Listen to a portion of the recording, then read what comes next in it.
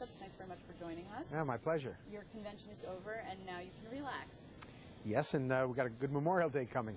Oh, right, that's right. And That's then right. next week, the Republicans, so I assume that you'll be on your rapid response effort. We'll be available. Oh, yeah, to say the least.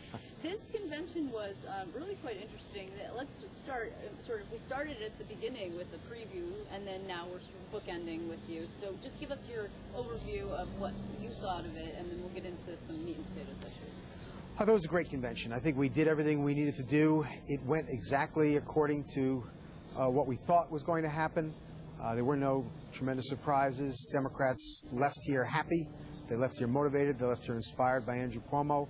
I'd say the only bump in the road was the technical one of having to run that, the dual roll call yesterday afternoon. I had, not overwhelmingly happy delegates sitting there for a lengthy period of time. It had to be done that way. State election law required it to go that way, but it took a long time. Well, let's talk about that. Actually, what you're discussing is this Attorney General ballot, the way that the party set the ballot.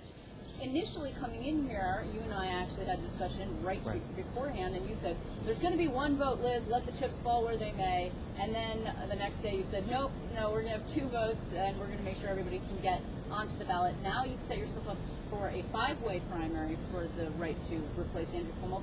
Why? Well, realize even when I first thought we should do one ballot, I knew that we'd have 3 candidates probably on the ballot. Right. I also knew that the 4th, which would have been Sean Coffey, was going to petition his way on regardless. So we would have had absolutely a 4-way primary no matter what we did. And Eric Dinallo might have petitioned his way on too, quite frankly. I don't know that he would have or he wouldn't have. But the outcome at the end, the primary, I don't think is going to be much different by any action that we took.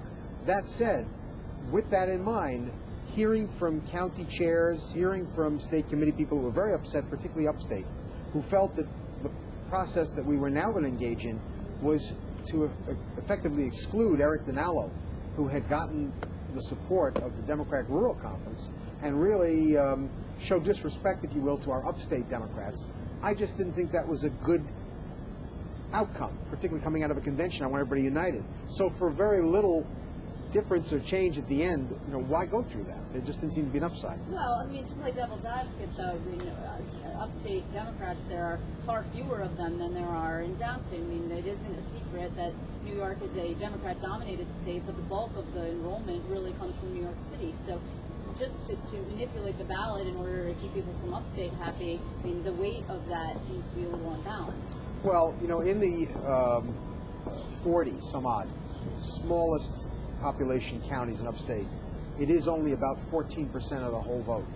Well, I'm telling you now as Democratic chairman, in my capacity as Democratic chairman, I am not prepared to tell 14% of the vote that we might otherwise have gotten, we don't need you in this election, all right?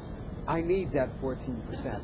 So if I could do this, and if we could get this done, and the outcome is the same, without offending them, okay, but there were some delegates who were a little bit upset because they felt like they had come from a very long way and they didn't get a chance to cast a ballot that actually mattered. And they also remembered that in 2006, when Andrew Cuomo himself was trying to be the Attorney General, you had a 5-way race, at least. There were a number of Democrats. There was Andrew Cuomo, Charlie King, Denise O'Donnell, Sean Patrick Maloney, and Mark Green.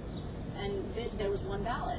So I think that some delegates, you must have heard it, did some delegates complain to you? Well, there were some delegates that felt that, what this was doing was setting a bad precedent for the Democratic Party because now we're going to do this again and again. I think anybody that we put through what we put through yesterday afternoon will understand we have set no precedent. We're not going to do this with regularity. And as for 2006, it was a different time, different circumstances, different chair, who made different decisions. I can't speak to it. All I can say is that looking at the facts as I could look at them, and that my team, and it's just not me, I mean, the whole leadership team, could look at them as we did, this was, we felt, the best decision for the Democratic Party going into an election where we wanted to demonstrate that the openness that we talk about. Now, something, I find it curious, that had we done it the other way, we would have the news media and others criticizing us that, look, Schneiderman got on and he's supported by Sampson. Brodsky got on, he's supported by Shelley Silver. Rice got on, he's supported by Jacobs as the Nassau chair, the boss, And we would have had the same criticism, but it would be criticism that we excluded people, that we kept people off the There ballot. already is criticism that you excluded people because you didn't put some of the longer shot candidates on from the U.S. Senate race. Oh, I'd love to answer that question. If I Okay. could. Oh, could I please? Yeah, go for it. Don't let you get in your way. Okay. It is to me ludicrous that any fair-minded person would think that you can compare 5 candidates who ran for Attorney General who've spent somewhere upwards of a year going across the state, talking to all the county chairs, talking to all the state committee people, asking for their support, asking for their commitments, raising millions of dollars. Each of them has raised substantial money, having a long-standing campaign, having volunteers, an organization, can be compared to the 2 candidates for United States Senate who came out of the woodwork a week or so ago, never went across the state, never campaigned. Well, Randy Credico actually has been going around the state. He has not called and asked for state committee support. He has not asked for county chair support. He didn't come into the convention with 10 signatures. All you need is 10 signatures of the 400 some odd state committee people. You need 10 signatures to get nominated. It's easy. He didn't even do that. He wanted me to do the work for him.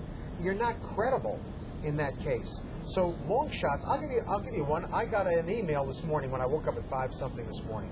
On my email was an email from a gentleman who said he's running for governor of the state of New York. He would like an opportunity to address the convention. I emailed him back. I'm going to Washington next week. I expect to address the Congress. I mean, come on. You have to have some, just modicum of credibility. You have to show some support.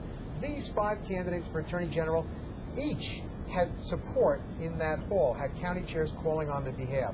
That's not the same for we're just not going to open the floodgates and say anybody that chooses at the last minute to run has an opportunity to run. Okay, you know what was okay? So there was a very long process, and then everybody got through it. And then this morning, Andrew Cuomo. You know what was missing from this convention?